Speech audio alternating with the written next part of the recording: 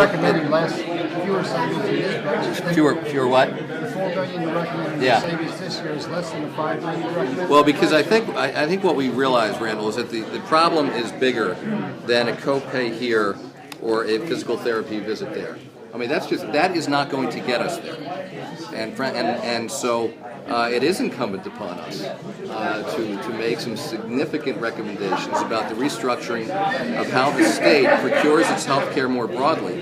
But we are going to have to work with, as I say, the Medical Society, the Healthcare Association of Hospitals, and we're absolutely committed to doing that. And as I said, we've met with both of them just within the last couple of weeks, and they are both on a path themselves to try to figure this out. So we're going to have to come. We're going to have to come together. But aren't they going to have agendas that are different from yours? Well, you know what? We're going to have to try to figure out how we can make our agendas a common one. I mean, I think everybody does have a slightly different point of view. My job is to look out for the taxpayers and for the people that the state's procuring this health care for. And so that's the filter that I'm going to use. But I also have to recognize that there are other people who are very much an important part of this equation who have their own things they're focused on. How do you get legislators in JFC who, in a non-election year, rejected $5 million of cuts? Yeah. Now you're proposing $4 million of cuts in an election year.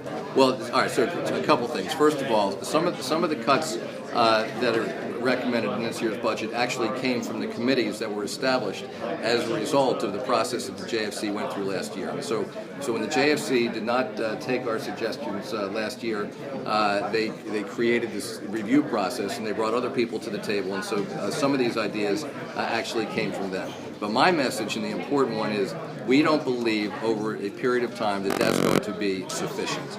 And so there are some bigger fixes that are going to have to be developed, and that's something that we'll be doing jointly with the providers. There's a growing sense of that. Yeah, and that's true. And I think, in my sense, having talked to a number of legislators, is that they are understanding more and more the need to do something in this area. Does that go back to the Healthy Initiative and trying to incentivize? Yes, exactly. It's all tied together, and I'm glad you brought that up, because what I talked about last week, I talked about the idea of rewarding quality, of creating more of a healthcare system rather than a sick care system, of leveraging the state's position. We know we're spending $1.2 billion a year between the state and federal government on Medicaid alone, more for employees. But the last point of what I said in the State of the State last week was it's also the responsibility of individuals to take better care of themselves. And this is why I want to build on the work that's been done